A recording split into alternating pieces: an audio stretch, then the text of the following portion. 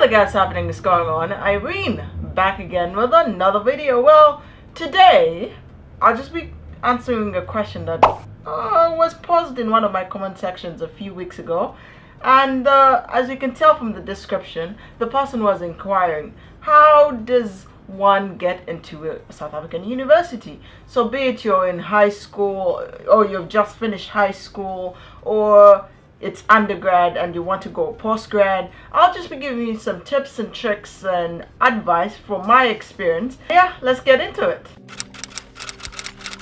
So just a little background. So I finished my high school. Of course, you get home and you're excited, you're going out, you're having just a good time. And then as 2 to 3 weeks or a month passes, you kind of get into this thing of, now what am I going to do after? Where am I going for college? Of course, you apply to the local universities of your country. That happens quite a lot. But even in high school, I always had this vision that I wanted to study in South Africa. I want to do my university in South Africa. I should have probably started looking into the application process a little earlier, but oh well, those are things you learn from. And yeah, that's when we got talking with my parents, think about, okay, now you want to go to South Africa, we want you to go to South Africa as well to study your university. So what are the steps? What universities do we need to apply to? What are you going to study when you get there? And those are things that were going through our minds. And at that time, there wasn't the internet was there, but not as easily accessible. So I used to go to internet cafes to access internet, search for universities in South Africa that are accredited. So hence, search you go to a good university. It's not just a matter of going to South Africa to study. So the first thing I did, of course, I Googled in an internet cafe, accredited universities in South Africa. I got the list. I started to write them down, and then I brought them to him and be like, yes, these are universities that I've found. Okay, then it's like, okay, next thing is, what are you going to study? It's definitely leading towards an engineering route, so it was definitely going to be something engineering. And I love computers, I like technology, so it was going to be something along that route, computer engineering or computer science, something in that realm. So the next step was to narrow down my search. I was searching for accredited South African accredited universities. The next step was to search for computer science or computer engineering related degrees offered in accredited universities in South Africa. So at that point, I had UCT, I had University of Pretoria. UCT is University of Cape Town. University of Pretoria. Which other one did I have? I had Stellenbosch University as well. Also Northwest University, that ended up to be my alma mater. So I had those 4. So everything was really narrowed down. And at that time, there weren't virtual university tours. So it was all a matter of just internet search and try and see what the universities offered and if it suited you. If I recall correctly, University of Pretoria had Bachelor of Engineering and Computer Engineering. UCT had a Bachelor of Computer and Electrical Engineering, which was the third one. Stellenbosch had a Bachelor of, it was something IT related, I think at that time, I'm not so certain, but it must have been either IT related or computer engineering as well. And then Northwest University had Bachelor of Engineering in Computer and Electronic Engineering. So I had those 4 universities to make just a selection form.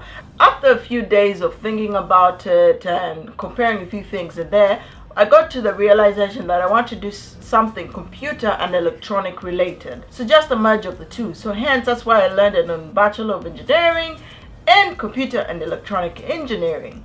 So that was the perfect one at Northwest University. Since now my focus was on strictly one. So that's also advice I give you going forward, is try to narrow down as you go along. Don't just start, unless you know what you want from the get-go, but otherwise, compare the courses that are offered by different universities. And also something that I noticed as I went along is Northwest University offered the course in both English and Afrikaans. That's a local South African language, but with an opportunity to have translation services in the classes so that you get the information in English.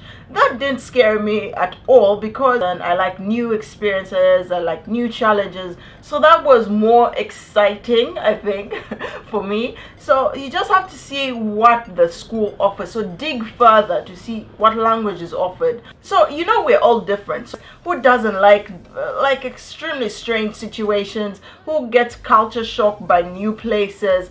I would really advise you to go for universities like UCT, the people from all over the world, so you won't feel as overwhelmed. Myself, when I actually got into Northwest, so when I got to the school, a lot of questions that I'll get in that first year were like, how did you find out about the university? Because the university is like 1.5 hours from Johannesburg, which is a capital city, and it's in a small town, and the town is majority students, so it's pretty much quite centered around the university. So there's that activity as well. It's majority white as well, hence the Afrikaans language. So you just have to check out what the different universities offer. And in this day and age, there's internet, there's virtual tours for the universities, there's YouTube pages, there's Facebook pages, there's Twitter. So please do your research, get to know the student life. So rewind. So after I narrowed down to Northwest University, computer and electronic engineering, I just narrowed it down just to understand what requirements were necessary for me to apply. The thing is, a lot of those universities in South Africa, their application process starts in April of every year, April 1st. So if you have foreign qualifications, there are some processes that you need to do before you actually apply to the university. So it's best for you to start the process in January or even earlier than that, because you need to apply for a conversion of your results from your original country. You apply for them at SAQA, SAQA. So you just Google that and you'll find the requirements for you that are needed for you to apply for SAQA. It's like a conversion for university to understand kind of the grades that you got in your originating country and how they apply to the South African kind of syllabus. So you need to do that months prior, so that by the time April comes, you're so ready with all the requirements that your university needs for you to start the application process. The earlier the better. A lot of these universities, especially in demand courses or degrees, if you wait till the last minute, there's a chance that either the limit will have been reached, or most times you would also want to look into on-campus accommodation if you're going to study full-time. So if you wait till the last minute, you will obviously miss out on-campus accommodation. And when I get to on-campus accommodation, another thing to consider is sometimes some universities just like locals on their on-campus accommodation. So also have like a communication with the international office at that school. All universities in South Africa have an international office, so that should be your frequent point of connection, so that you make sure that whatever residency you're applying for or accommodation that you're given is very close to either your faculty or to the school itself. You don't want to be so far from the school and have to walk long distances, or it will be such an inconvenience if you're new to a place and you just have to worry about transport all the time. It will be really hectic for you to get from your residence to university. So the sooner you plan for that and the sooner you can apply and get that out of the way and make contact with the international office, the better it will be for you.